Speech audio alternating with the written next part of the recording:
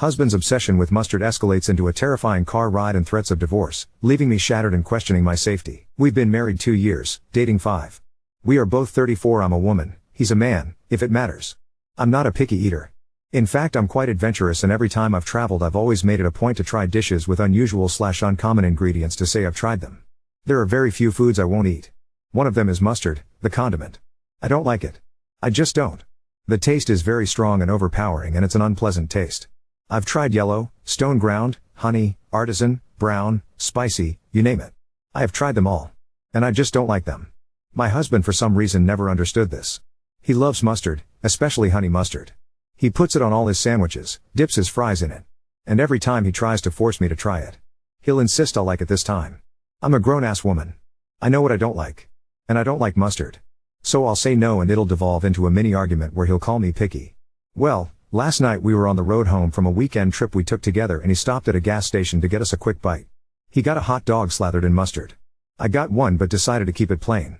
I don't really love hot dogs to begin with, but I will eat them. While we waited in line, he asked what I got on mine. I told him nothing. He actually got furious and grabbed it from me. He marched over to the condiment station and began putting mustard on my hot dog, telling me to grow up and stop being picky. I just walked out and sat in the car. I didn't even want the damn hot dog anymore. My appetite was gone. He came back and began screaming at me for embarrassing him even further. The word divorce was said for the first time ever. I secretly recorded his screaming because I was genuinely afraid I would die. He was driving erratically, swerving and ding. I'm in a hotel tonight. He ignored me all day at work, and then the call started around when he realized I wasn't coming home. Non-stop voicemails and texts. He sent me a screenshot of a Google search for local divorce lawyers. I haven't eaten all day and I've been sobbing in this damn hotel room. I don't want to get divorced, and I wish I had just ate the fucking mustard. Someone, anyone, please give me an explanation. Am I in danger? Why would he react this way to a preference of mine? I'm completely broken right now. Update 1. Regarding when I said no to sex. He respected if I said no to having sex, but he would ask for blowjobs over and over. I used to give in at first until I started dreading doing it. He tried buying all this stuff to make me like it, to make it easier or whatever. I used to like blowjobs. I don't like giving them to him. But he'll still ask over and over. I started responding with, I said no. Are you going to force me to do it? And he'd get squeamish and offended that I'd implied he would rape or assault me. If I have a support system, no. I've always been a very small circle kind of person, and I lost touch with casual college friends. My friends are his. It makes me feel like a loser, but I don't really have friends of my own. My parents are dead. My dad died when I was a teen, and my mom passed recently of heart failure. I have no siblings. I'm financially capable of living on my own, and I could pay for a divorce. I just really didn't want things to be this way. The mustard thing was always just an annoyance to me. I didn't consider it a deal breaker, but obviously it is for him. We have no kids and no equity. Our finances are separate save for one joint account we equally contribute to for bills. We were looking at buying a house. I'm safe. I'm at work and I'm staying in the hotel until further notice. He has continued to text. One message said that he loves me and doesn't want to lose me, but I forced his hand by refusing to communicate or come home. I haven't answered. I don't know what to say. I forced myself to eat my favorite takeout late last night, but it tasted like cardboard. I stayed up late compiling a list of every time he has shown worrying behavior. I guess the mustard is the tip of the iceberg. Update 2. He has reverted back and has told me that he never wants to see me again, so I suppose that gives me time to read that book that someone on RA suggested to me. I forget the name. I will admit, while I was at work and thinking of the lonely room waiting me after 5, I considered just going home. But I knew what awaited me. I'm too drained to muster up the kind of apology he would be expecting in order for things to go back to normal. I honestly fear that our normal is detrimental to me. I also don't want to apologize. I don't think I did anything wrong, and you all helped validate that. I always felt like I was the one disturbing the peace. He'd get so upset over things that were little to no effort for me to just do or go along with because I loved him. And somewhere along the way I think I lost myself. I never liked mustard. I never liked golf, or camping, or red wine. But he loves all of these and wanted me to love them too. He said he was introducing me to his hobbies so we would have shared interests as a couple. But I have realized that out of all the things I used to like, he has either refused to try or ignored my interest. Our shared interests are just his.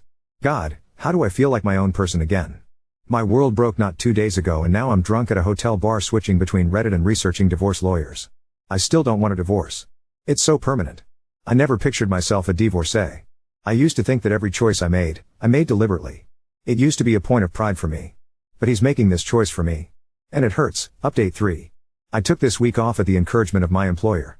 I plan to spend it finding a therapist that specializes in domestic abuse and sexual assault, which I've come to realize I'm a victim of. I feel completely numb. I'm also looking into a divorce lawyer. Secondly, he found the hotel where I was staying. I guess he followed me from work. He was waiting in the lobby. God, my heart skipped a beat and I realized that I did not miss him at all. I was afraid of making a scene. I need to unlearn that, so I sat with him in the lounge area and talked. I'll summarize it. I pointed out the security camera and said if he tried to hurt me, there'd be footage and I would press charges without a second thought. He was completely shocked and said he'd never hurt me. I reminded him how I feared for my life in the car. He ignored me. He asked why I wasn't coming home. I was completely blank-faced when I told him, because you're divorcing me. He said he didn't mean it and was just upset. I said, when normal people are upset, they express it in a healthy way. You threaten the end of our marriage. I'm taking you seriously. He got pissed and asked if I was saying he wasn't normal. Honestly, I just wanted the conversation to be done, so I told him if that's really all he heard then there was no point in talking anymore. I told him I was looking for a lawyer and he should probably do the same if he hasn't found one. He lashed out and said, all this over one mistake? And I just stared at him. As I made to stand up, he grabbed my wrist hard and I pointed at the camera again. This just made him angrier. He never could handle slights to his ego. One mistake. It wasn't one mistake. It was a pattern of abuse over years. It was threatening me, intimidating me.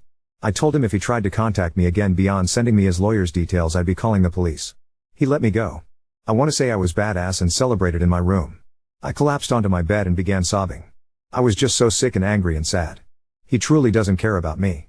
I've been crying on and off while calling local therapists. God, why is it so hard to find one?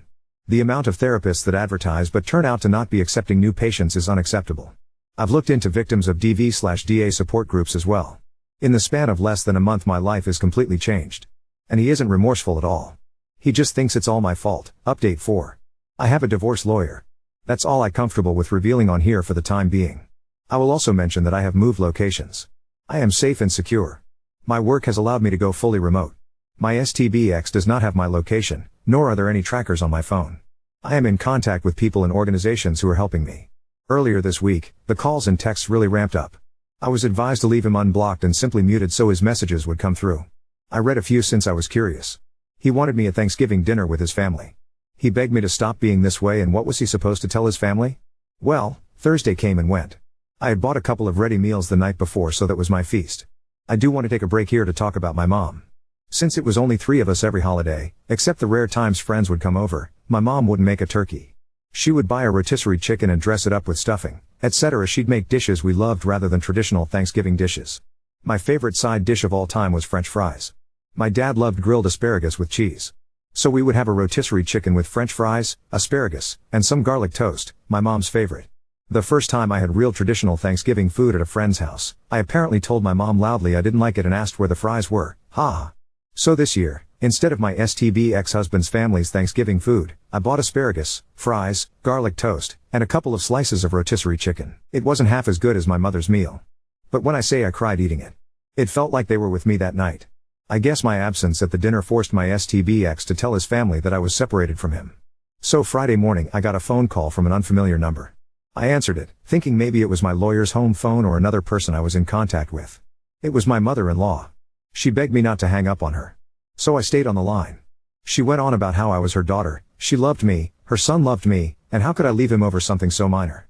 He only told his mom about the mustard, and even then it was a watered-down version that made me look like a neurotic control freak who needed everything my way. According to my mill, he just made a side cup of it for me and asked me to just try it in the car. And I started screaming I'd divorce him. She then started probing about which lawyer I was seeing and what I had told them. She also reminded me that lying in court was a crime. My lawyer had warned me to not reveal anything we had discussed to his family. It took all my willpower not to say anything. Instead, I hung up and muted her number, too. She hasn't texted or tried to call again. Trust me, I would have loved to send the recording of her son screaming saying he ought to smack me upside the head, calling me a stubborn bitch, that he would divorce me, and that he would run the car off the fucking road if I didn't start acting right. I wanted to scream into the phone that her precious son started this mess and I was simply doing what he wanted. I have come to realize you don't treat someone you love like the way he has acted. Normal people don't want to have sex with someone who has already said no. Normal people don't keep pushing and obsessing over food preferences. There is something seriously wrong with that man. He texted me last night, Friday, calling me a bitch for making his mother cry. He also said he would find me and it would take more than a locked door to keep him from getting me and taking me home. I forwarded those to the right people. Update 5. I moved. I will not say where, but I have found a new home. My job let me stay on as permanently remote. I can't go into details about my divorce or other current legal proceedings, but I can say I was granted a protective order due to something that happened back in December. Due to the nature of what happened, I was hospitalized for a time. That was what I guess made me realize I wanted to get the fuck out.